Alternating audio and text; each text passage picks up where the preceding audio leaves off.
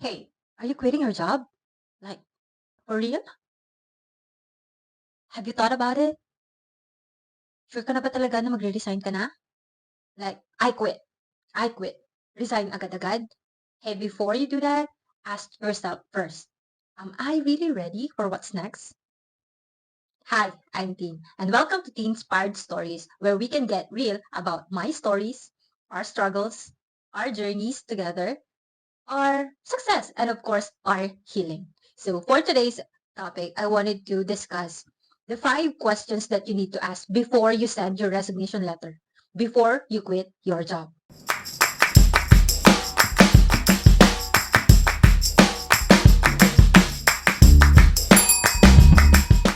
So I've been in your shoes. I left my stable job to pursue a different career. So back then, wala akong nakausap. Walang nag-guide sa akin. Walang nagturo sa akin ng mga dapat kong gawin, kung ano ba yung mga process, mga question na kailangan kong isipin before I truly quit my job. So, today, I will guide you in making an informed and confident decision by providing you with these 5 essential questions that you are going to ask yourself first before you quit your job. So, number 1, you have to ask yourself, am I financially prepared for this next big step of my life? Like, meron ka na ba talagang savings?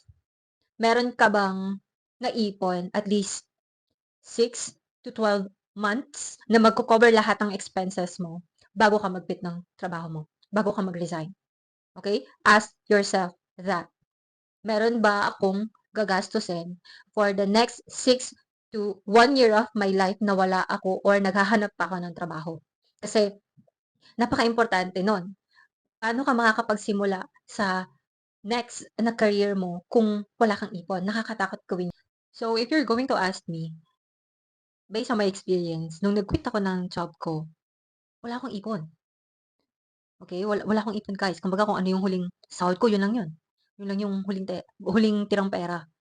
So, ang ginawa ko pa nun, ininvest ko pa yung huling pera na yun sa course. So, it's very, very important na kung wala ka mang ipon, meron kang tao na aasahan na tutulong sa'yo for the next 6 to 12 months of your life habang naghahanap ka ng trabaho or habang nag-a-upskill ka, nag-i-invest ka sa learning mo para makapaghanap ng ibang trabaho. Okay? So, it's very, very important na meron kang tao na mag-a-assist sa'yo, magsusupport sa'yo. Kasi that's what happened to me. Inasahan ko muna yung business ni husband bago ako nag-quit ng job. So, yeah, you have to ask yourself, am I really prepared financially before I quit this job? Number 2, ask yourself, do I have a clear plan for what's next? Like, kapag nag-quit ako ng trabaho ko ngayon, anong gagawin ko? Maghahanap pa ulit ako ng ibang trabaho, but in the same industry? Or maghahanap ako ng ibang trabaho pero sa ibang industry, sa ibang field? Or magnenegosyo na lang ba ako? Or magfe-freelancing ako? Or maghahanap ako ng work remotely? So, ask yourself, ano ang plano mo? Bakit ka magko-quit ng job mo ngayon? Hindi yung dahil na-disappoint ka lang sa mga ka-work mo, na-disappoint ka lang sa boss mo, mag-send ka na kaagad ng resignation mo. No. You have to assess your situation first. Kung breadwinner ka, hindi pwedeng basta-basta ka lang na magre-resign kung ikaw lang yung inaasahan ng pamilya mo. No. You have to think about your plan on what you are going to do next. Okay? So,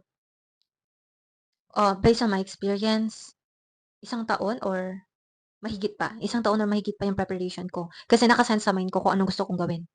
Anong gusto kong gawin?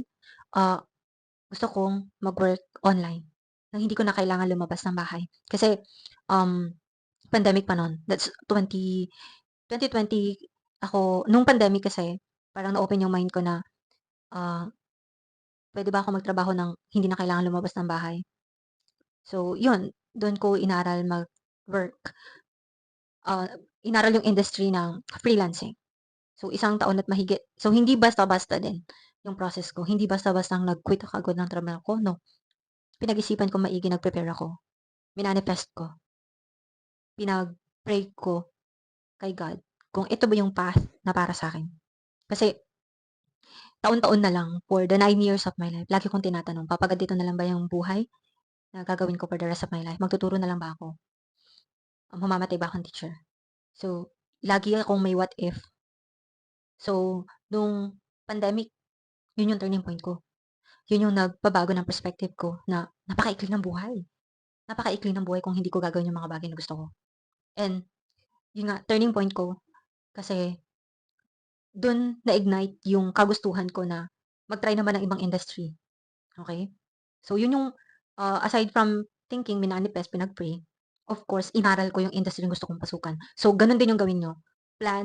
Planuhin ninyo kung ano yung gusto nyong gawin muna. Alamin, i-assess. Okay?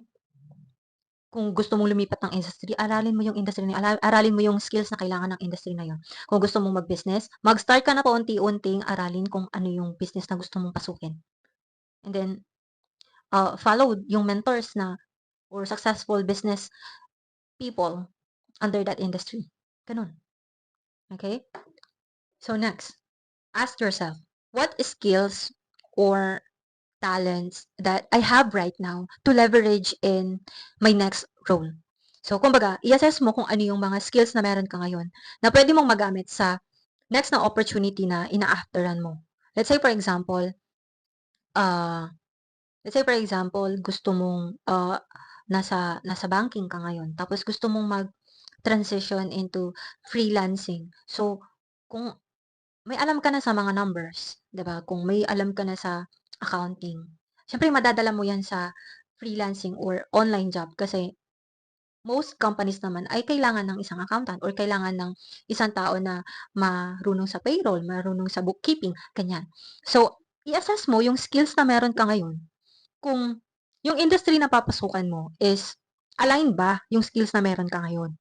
Or yung abilities mo sa pag-grasp ng isang knowledge or ng isang skill ay ay mabilis ba kung i-compare sa iba? Kumbaga yung pag-pick up mo ng isang skill, pag-aaral mo ng isang skill is mabilis ba compare sa iba?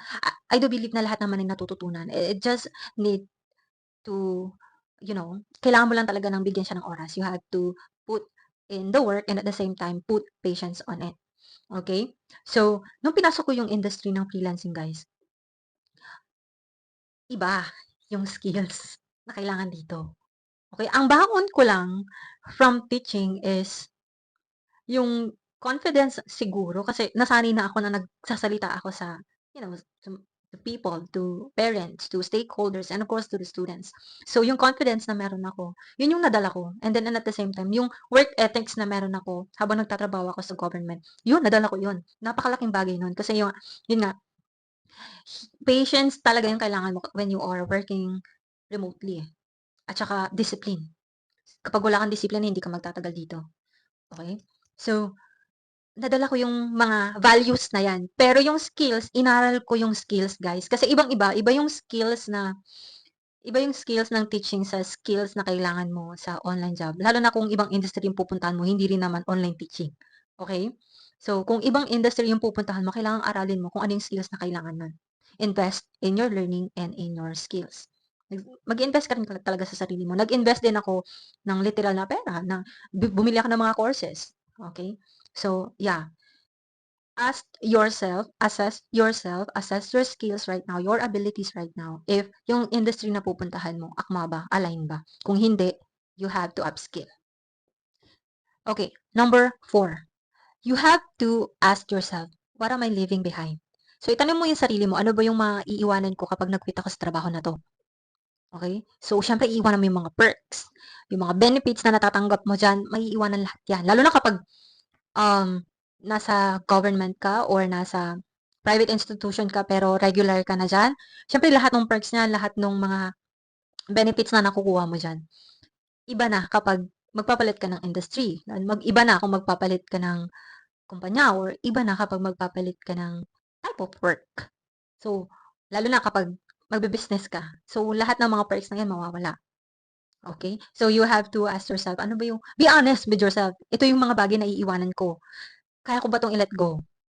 Okay? Ask yourself. Kung hindi mo kayang i-let go, then think twice. Pero kung ikaw yung tipo ng tao na decided na talagang umalis, you have nothing to lose, then go. Okay? When I quit my job, guys, decided ako eh. Decided ako. Actually, twice ako nag-send ng resignation kasi yung unang resignation hindi pinayagan. And then, sige, sabi ko, magli-leave ako without pay. So, nag-leave ako without pay, guys, ng 6 months. And then, nung nakahanap na ako ng work sa online, I quit. I quit without turning back. Hindi ako nang hinayang. Kasi, ano eh, ramdam ko, alam ko sa sarili ko kasi na kung ano yung nawala, mas maganda yung papalit. Okay? Kung ikaw yun ang tipo ng tao na nagtagal sa work na yan dahil lang sa mga perks or benefits na yan, pero deep inside you, hindi ka masaya, you're not, that work is, parang nawalan ka na ng purpose. Kumbaga, nagstay ka lang dahil sa mga perks na yan, I think you have to think twice. Kasi dapat yung work natin, binibigyan tayo ng happiness niyan, binibigyan tayo ng mas magandang purpose niyan. Pero kapag yung work natin is nagbibigay na ng sobra-sobrang stress, I think you really have to think twice. You really have to ask the universe or ask it for in prayer na, yeah, yan ba talaga yung gusto mong gawin for the rest of your life? I-assess mo rin yung sarili mo, ito ba talaga yung gusto mong gawin for the rest of your life? Kung mapapasaya, pera lang ba? Okay? Ask yourself. And then kung kaya mo nang iwan lahat yan, oh my God, hindi mo alam kung what's coming for you. So, you really have to think muna. Okay? You really have to assess kung ano kung yung mga meron ka ngayon, kaya mo bang i-let go? Kung hindi man, then think twice. Pero, yun nga, think about your purpose. Okay, number 5. You have to ask yourself, am I really emotionally and mentally prepared?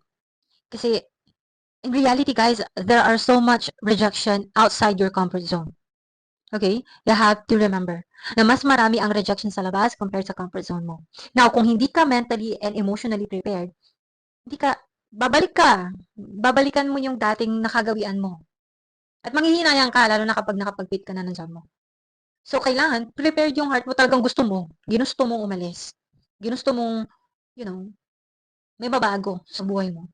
Lalo na kung if you are someone who is looking for deeper purpose of your life, if you are someone like me who looks for deeper meaning of your life, you really have to prepare your emotion and your mental state. Kasi hindi magiging madali yung process. Hindi magiging madali yung experience. Iba. Iba yung magiging experience. Okay? Okay?